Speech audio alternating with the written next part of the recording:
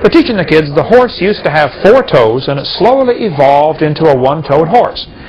This whole story was made up in 1874. Let's review a couple of dates here. Back in 1859, Darwin's book was written. 1859. Darwin predicted, "We will find evidence for my theory." The theory, of course, says that all life forms have a common ancestor. He said this in 1859, and most scientists at this time rejected it. They said, "This is a stupid idea. This is a dumb theory."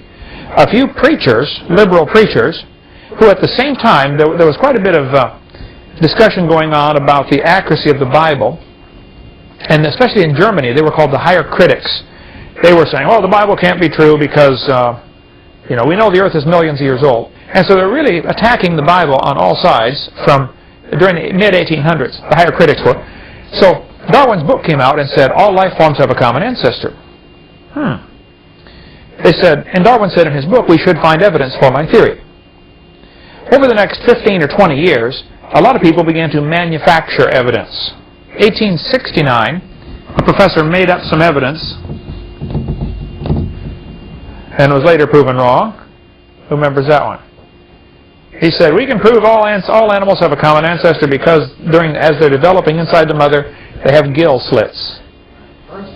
Ernst Haeckel, correct. Made that up in 1869. 1874, it was proven wrong. Still in textbooks today, used in our county. All over the world, they're still using this, even though it's been proven wrong since 126 years ago. 1874 also, a guy named Othniel C. Marsh. He was a fossil hunter, I believe. He made money hunting dinosaur fossils and stuff like that and digging them out and setting them up in museums. They would buy them off him. Othniel Marsh picked animal skeletons that he had found, or that other people had found, picked them from all over the world, and put them together in a series for, I believe it was for Harvard, and they still have it on display at Peabody Museum. I believe that's the one that got his original one. But he found a little bitty animal about the size of a fox, and then he found a slightly bigger animal, and a bigger one, and a bigger one, all the way up to a horse. He arranged them in this order you see in your textbooks, from the Hyracotherum up through the different kinds of horse-like animals, up to the modern horse called Equus. He put the animals in this order, never did find them in that order. It's like finding an animal here, an animal on some other continent, and saying, "Wow, this one evolved into this one." Did not find them in that order, did not even find them in the same place. He just arbitrarily arranged this order out of his imagination. That is still being taught in textbooks today as evidence for evolution. What he did not tell the folks, and I think they should have, is that this is not scientific, this is just pure theoretical, that we have this belief. It's interesting to note, the so-called ancient horse, it's a meat-eating animal, has sharp teeth, where horses do not have sharp teeth. This little bitty animal has 18 pairs of ribs. The next one in his series has only 15 pairs of ribs. What would cause an animal to lose? You see, when you lose a complete set of ribs, you also lose the backbone that they attach to. You'd have to change the nerve system. You have to change the muscular system. You have to change the blood, the circulatory system. It's a major change. If I wanted you to change your car from running on 4 wheels to running on 3 wheels, what all would you have to change? A lot of stuff, right? The braking system, the steering system, the balance of the car. I mean, it's a major overhaul. And yet they're teaching this stuff, not only that it happened, but that it happened by chance. It wasn't designed, it just happened. Then the next so-called ancient horse had 19 pairs of ribs. So now you have another major serious problem. How are you going to get all this new nervous system, new muscular system? How's this animal going to survive? What about coordination?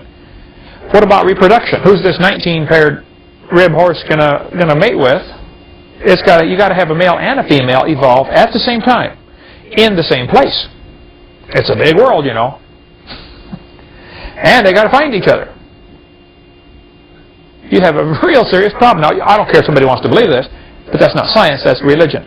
Then it goes back to 18 pairs of ribs for the modern horse today. So, it's just baloney. But it's every textbook I've seen in countries around the world. Here's a textbook from Ireland telling the kids we've got evidence from evolution. The problem is this whole thing was proven wrong in 1950. Now, it never was true. But back in 1950, a major evolutionist named G.G. Simpson said, hey folks, it's not true. Anybody that studies horses will tell you there's a large variety of horses alive right now. And the horse and the zebra and the mule can all be interbred. A lady just wrote me a letter and sent me a bunch of pictures of her Zorse. She says, I have a zebra stallion, and I have a zebra mare, and I have a mule stallion and a mule mare, and I have horses. And she said, I crossbreed all of them every which way. They cross ponies and zebras and get a Zioni. There's several websites about this competition. Who can produce the best Zioni and who can produce the best Zorse and all this kind of stuff. Back in this biology textbook, they said the other examples, including the much repeated gradual evolution of the modern horse, has not held up under close examination. What are they saying here? In other words, it's not true. All right?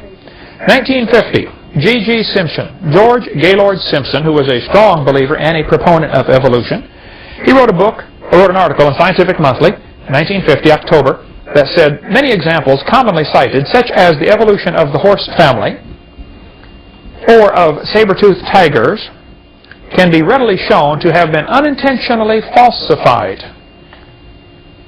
In other words, it's not true.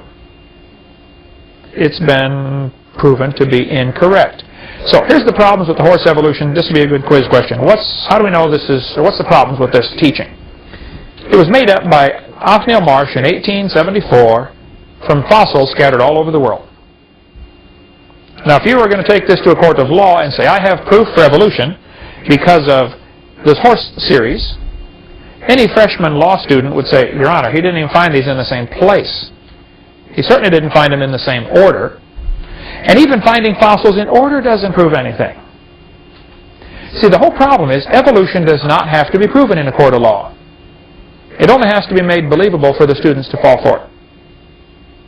And they do by the millions. Okay?